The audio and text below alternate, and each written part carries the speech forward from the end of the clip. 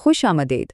آج کے اس تفصیلی جائزے میں ہم ایک بہت ہی غیر جانبدارانہ اور جامع انداز میں شیخ مکی الحجازی کے سیرت النبی کے 12ویں حصے پر بات کر رہے ہیں۔ یہ حصہ سچ کہوں تو انتہائی تجسس سے بھرپور ہے، کیونکہ ہم اس میں آسمانی بلندیوں کے معجزاتی سفر سے لے کر زمین پر ہجرت کی ان سیاسی اور سماجی تبدیلیوں تک کا جائزہ لیں گے جنہوں نے آگے چل کر تاریخ کا دھارا ہی بدل دیا۔ تو چلیں بغیر کسی تاخیر کے شروع کرتے ہیں۔ اچھا، آگے بڑھنے سے پہلے جلدی سے دیکھ لیتے ہیں کہ آج ہم کن موضوعات پر بات کریں گے۔ سب سے پہلے ہم عقل کی حقیقت کو سمجھیں گے، پھر معراج کے آسمانی سفر کی طرف بڑھیں گے، اس کے بعد مکہ کے لوگوں یعنی قریش کا رد عمل دیکھیں گے، قبیلہ دوست کے اسلام لانے کا واقعہ، مدینہ کی وہ تاریخی بیعت، اور آخر میں دارالندوہ کی اس سازش کا جائزہ لیں گے جس نے ہجرت کی راہ ہموار کی۔ تو سب سے پہلے ہم چلتے ہیں اپنے پہلے حصے کی طرف، عقل کی حقیقت۔ یہ حصہ دراصل اس پورے ماخذ کی بنیادی فلسفی کو واضح کرتا ہے۔ اب یہاں ایک بڑا ہی دلچسپ سوال پیدا ہوتا ہے کہ سچی عقل آخر ہے کیا؟ بظاہر یہ ایک بڑا سادہ سا سوال لگتا ہے نا؟ ہم دنیاوی پیمانوں میں عقل کو مادی ایجادات یا دولت سے ناپتے ہیں، لیکن لیکچر میں عقل کی ایک بالکل مختلف اور منفرد روحانی تعریف پیش کی گئی ہے۔ اس بات کو سمجھانے کے لیے مقرر نے ایک بڑا ہی دلچسپ اور قدرے مزاحیہ واقعہ سنایا ہے۔ ہوا کچھ یوں کہ ایک وزیر صاحب پاگل خانے کے دورے پر گئے اور وہاں انہوں نے ایک مریض سے پوچھا کہ اگر انسان کی تیسری آنکھ ہوتی تو وہ کہاں ہونی چاہیے تھی۔ اب وہ مریض جسے بظاہر عقل سے پیدل سمجھا جا رہا تھا، اس نے بڑا حیران کن جواب دیا۔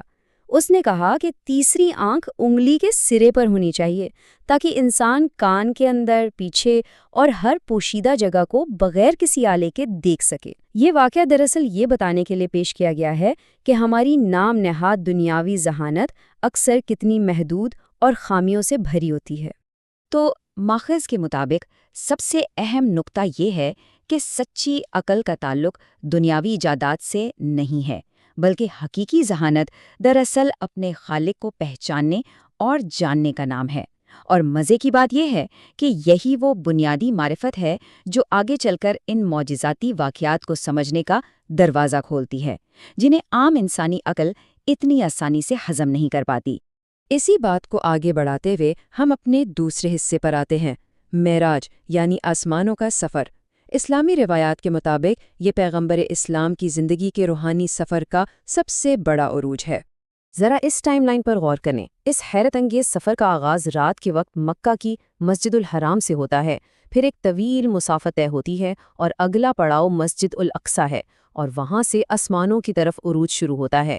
ماخذ اس بات پر خاص زور دیتا ہے کہ اس بے مثال سفر کے دوران وقت بالکل تھم گیا تھا۔ اسی سفر میں حضرت آدم، حضرت ہارون، حضرت یوسف، حضرت موسیٰ اور حضرت ابراہیم علیہ السلام جیسے عظیم پیغمبروں سے بھی آسمانوں کے مختلف درجوں پر ملاقاتوں کا ذکر کیا گیا ہے۔ یہاں روایات میں استعمال ہونے والی دو خاص اصطلاحات کو سمجھنا بہت ضروری ہے۔ ایک ہے بیت المعمور اور دوسرا سدرۃ المنتہا۔ بیت المعمور دراصل وہ آسمانی کعبہ ہے جس کے بارے میں کہا جاتا ہے کہ وہاں روزانہ 70,000 فرشتے طواف کرتے ہیں۔ ذرا اس کے اسکیل کا تصور کریں۔ اور سدرۃ المنتہا بیری کے اس درخت کو کہا گیا ہے جو اس بات کی علامت ہے کہ زمینی اعمال کی حد اس سے اوپر نہیں جاتی۔ ماخذ میں کائنات کے ان مناظر کو جس وسعت کے ساتھ بیان کیا گیا ہے وہ واقعی انسان کو دنگ کر دیتا ہے۔ اب جو بات یہاں سب سے زیادہ توجہ طلب ہے وہ یہ ہے کہ اس سفر کے دوران روزانہ 50 نمازوں کی فرضیت کس طرح کم ہو کر محض 5 رہ گئی۔ بیان کیا گیا ہے کہ حضرت موسیٰ علیہ السلام کے مشورے پر پیغمبر اسلام متعدد بار خدا کے حضور واپس گئے تاکہ امت کے لیے رعایت مانگی جا سکے، اور پھر یہ تعداد 50 سے گھٹا کر 5 کر دی گئی۔ لیکن کمال کی بات یہ ہے کہ اجر پھر بھی پورے 50 کا ہی برقرار رکھا گیا۔ ان آسمانی اور روحانی بلندیوں کے بعد اب ذرا واپس زمین کا رخ کرتے ہیں۔ تیسرا حصہ، قریش کا رد عمل اور امتحان۔ اگلی صبح مکہ میں اس الہی سفر کے دعوے نے کیسی ہلچل مچائی، یہ ہمارا اگلا موضوع ہے۔ دیکھیں، یہاں ایک بالکل واضح موازنہ دیکھنے کو ملتا ہے۔ ایک طرف قریش مکہ تھے جو شدید مذاق اڑا رہے تھے۔ ان کا ماننا تھا کہ جو سفر تیز ترین اونٹوں پر بھی 1 مہینے میں طے ہوتا ہے وہ رات کے ایک مختصر سے حصے میں کیسے ہو سکتا ہے۔ اور دوسری طرف سیدنا ابو بکر کی استقامت نظر آتی ہے۔ انہوں نے بغیر کسی ہچکچاہٹ کے فوراً اس واقعے کی تصدیق کی، اور ماخذ کے مطابق اسی بنیاد پر انہیں ہمیشہ کے لیے صدیق کا لقب ملا۔ یہ وہ لمحہ تھا جس نے ثابت قدم لوگوں کو بالکل الگ کر کے رکھ دیا۔ اب قریش نے صرف مذاق اڑانے پر ہی اکتفا نہیں کیا، بلکہ انہوں نے ایک باقاعدہ امتحان ترتیب دیا جو ان کے خیال میں پاس کرنا ناممکن تھا۔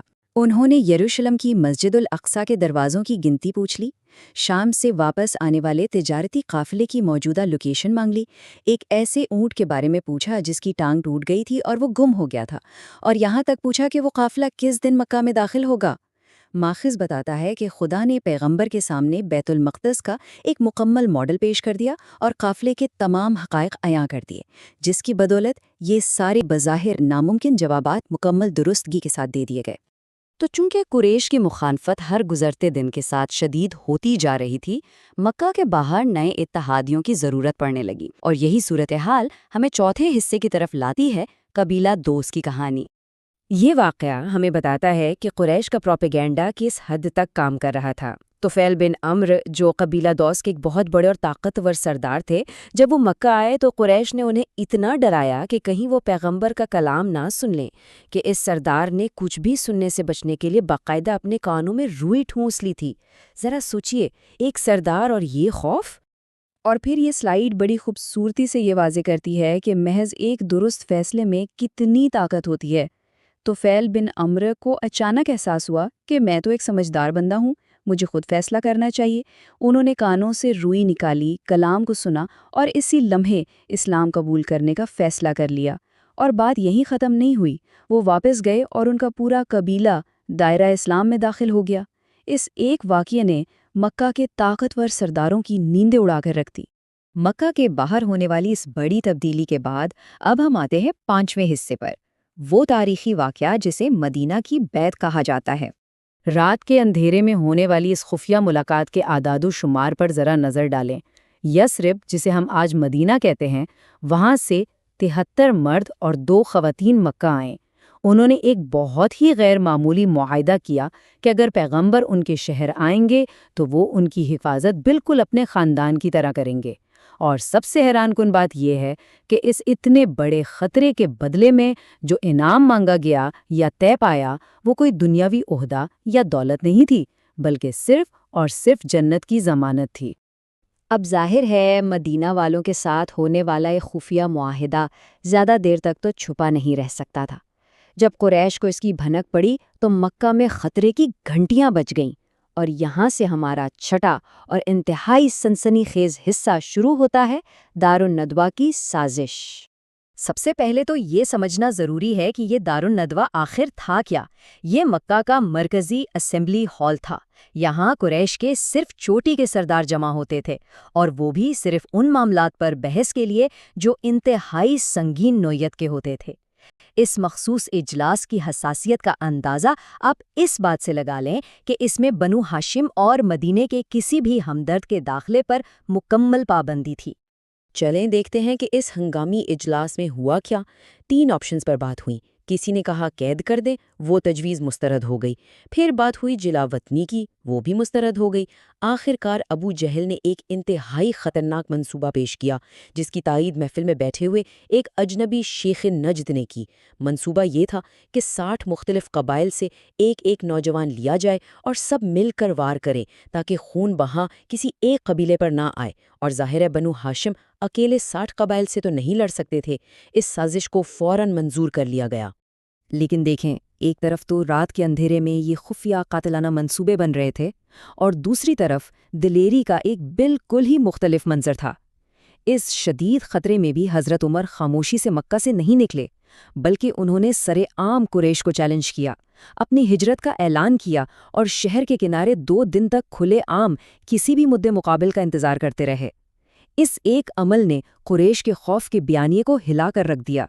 ان تمام واقعات کے بعد ماخذ جو حتمی اور الہی نتیجہ نکالتا ہے وہ یہ ہے کہ قریش چاہے جتنی بھی تدبیریں اور سازشیں کر رہے تھے، اصل اور حتمی منصوبہ تو کائنات کے خالق کا تھا۔ اور اسی خالق نے عین وقت پر مدینہ کی جانب ہجرت کا حکم صادر کر دیا، جس کے نتیجے میں قریش کا وہ خطرناک قاتلانہ جال مکمل طور پہ ناکام ہو گیا۔ اور یہیں پر ہمارا آج کا یہ تفصیلی جائزہ ایک بہت ہی غور طلب سوال پر ختم ہوتا ہے۔ مدینہ کی جانب ہونے والی اس ہجرت نے صرف عرب کی نہیں بلکہ پوری انسانی تاریخ کا دھارا مکمل طور پر کیسے بدل کر رکھ دیا۔ اس وضاحتی پیشکش میں ہمارے ساتھ شامل ہونے کے لیے آپ کا بہت شکریہ۔ یقیناً یہ حقائق ہمیں اگلے مراحل کی تفصیلات جاننے کے لیے بے حد متجسس چھوڑ جاتے ہیں۔